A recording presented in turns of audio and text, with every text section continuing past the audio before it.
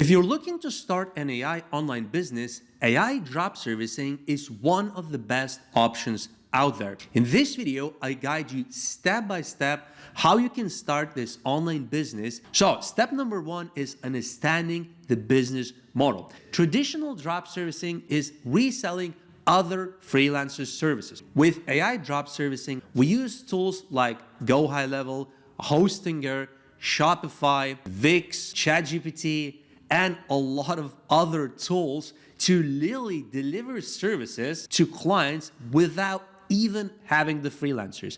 Of course, for certain niches which are super complicated, like custom web design or app development, yes, you still need freelancers. But for basic eShops, for basic web designs, for basic graphic design, a lot of that stuff can now be done purely with AI. Moving on to step number two, choose an AI supported service. Now, this is really important because if you choose a service that is not supported by AI or it's too complicated to fulfill with AI, of course, you can't do it. So here are some of the high demand service categories that you could offer as AI drop servicing. So AI assisted video editing or full on AI video generation, AI short form content creation, AI social media management, so automating posting and stuff like that, AI website creation, AI SEO optimization, AI chatbot and automation setup, AI content writing and copywriting. Each of these services solves a real business problem. A lot of the people are talking about AI agencies and AI businesses. The reality is, in order to make money, in order to get clients, it's got to solve a real problem. It can't just be AI agency for something. It's got to be a very specific problem, and then you're going to be much more likely to get clients. Your clients, they don't want to know the names of those tools. They don't want to know how they work. They want results from you. That's the most important part. They want you to help them to save costs, to have less employees, and earn more revenue, have more content. That's what clients typically want. Choosing one service, by the way, is super important. What a lot of the agency owners in drop servicing typically ask is, how many niches should I be in? My answer usually is this: choose one niche, one service when you're starting out. You don't want to be in graphic design, video editing, cybersecurity, SEO, and all that kind of thing at the same time, because you're not going to be able to get clients. And if you get clients, you're going to get one client in each space, which is not going to be good. You're not going to build your portfolio, and you're not going to learn. You're not going to build deep expertise in any of these services. By the way, if you're an existing online business owner or looking to start your very first online business, listen up. You should consider joining my School Digital Business Academy. This is not a course. This is a private one-on-one mentorship where we have coaching calls, and I advise you how to either start or grow and scale your online business. Now, if you're interested in joining my private one-on-one coaching calls, here's what you get. So $199 a month, you get one monthly 30-minute private call with me. $599, this is 3 monthly calls of 30 minutes, and $899 a month, that's a VIP where you get 3 monthly calls of 1.5 hours. And also, of course, you get WhatsApp support in both of these. This price point is the best for majority of people. If you're serious about your online business, you should go for the middle one. This is a light version, is for those of you who just want some basic advice. Maybe once a month you want to call up and bounce ideas, brainstorm about what you're doing, because you probably already have an online business. And also the VIP plan is for those of you who already have a business and you want to scale it. Maybe you're making 5 or 10 grand or more a month. Then of course the VIP plan is for you, because we go into a lot more with your business. There is a link on my YouTube channel on here. You can click it and you can sign up. As soon as you sign up, email me to schedule your first private call. Thanks, and let's go back to the video. Step number 3, build your freelancer team. Of course, you could start and run an AI drop servicing agency just by yourself. You would save some money, right? But the thing is, when you have employees, they help you to do certain things, and then you can scale the business. If your time is more expensive, sometimes you may want to get like a project manager or quality assurance person who actually checks the work that AI does and then improves it if needed. The other thing is, usually when you have a client for any of these services that I described, you send it to your client. Sometimes there are revisions. So if there are revisions, then your project manager or quality assurance person can actually make those changes instead of yourself. With that in mind, if you're going to choose to hire at least one person or a few people for your team, here's what you want to look into. Deliverables of their work look professional, portfolio looks great, deadlines are met, revisions are quick, and every project meets your client's expectations. So typically, I would say if you hire somebody, you want to give them a small task and you can see how they deliver it to you, whether they're responsive, whether they did it by the deadline, and also was the quality high. So that's what I usually do when I hire people from abroad.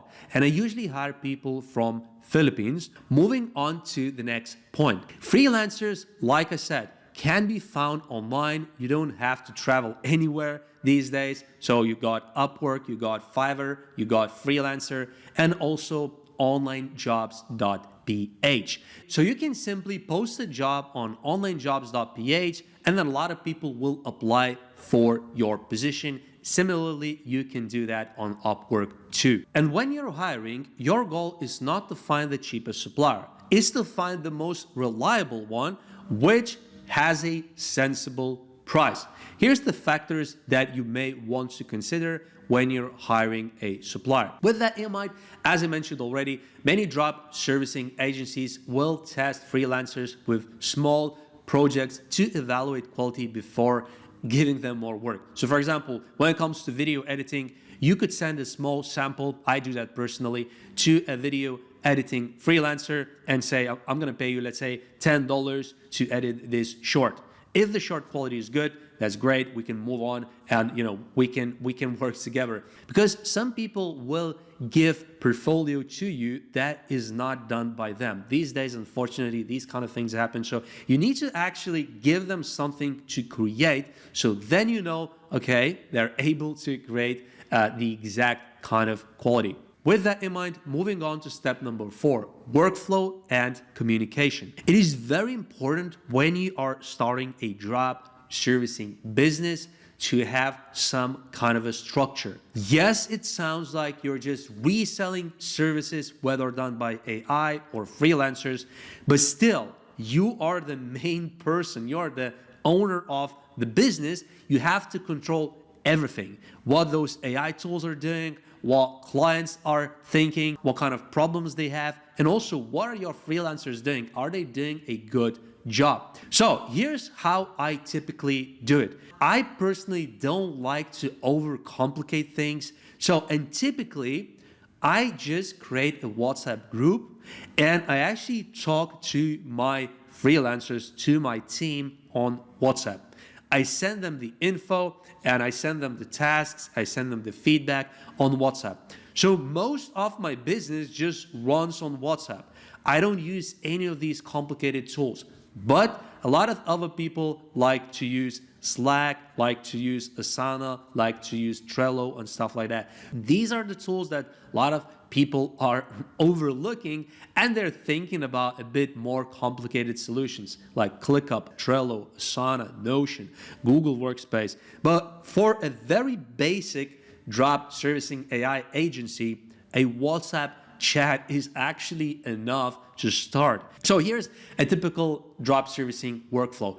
Client sends project requirements, then you can either use AI tools or generate the draft scripts and all the other things yourself. Then you give all of that stuff to a freelancer, then the freelancer will understand it, assess what they need to do, then they will create it either themselves with AI tools. Then your project manager or the freelancer that you're using or yourself, you need to, of course, review the work and assess the quality. And then once you have the final quality, you can then submit it to your client. If there are revisions, of course, you have to repeat the process again. If there are no revisions, then you ask for the final payment from your client. So it's a very simple 5-step process. You have tasks from requirements, you set deadlines, you communicate it to your freelancers, and you communicate it to your clients. You have revisions and you have final output. Super simple, nice and easy structure. Now, moving on to step number 5, understanding pricing. So the way it works is client pays you for the servers. Part of the payment goes to AI tools because you might be using several different AI tools. Some of them might be expensive, maybe $200, $300, $400, $500 a month. Okay, and then you have freelancers, potentially, maybe not, depending on how you want to set up your business and the niche that you're in. And then after you deduct the AI tools cost, freelancers cost, the remainder becomes your profit. When it comes to pricing, you should consider these 4 things. Value-based pricing. So you don't want to be the cheapest. You want to be value-based. So for example, a website, you might sell it at $1,000, even if it takes you, 20 minutes and, costs you $20 with Hostinger or Wix to create with AI.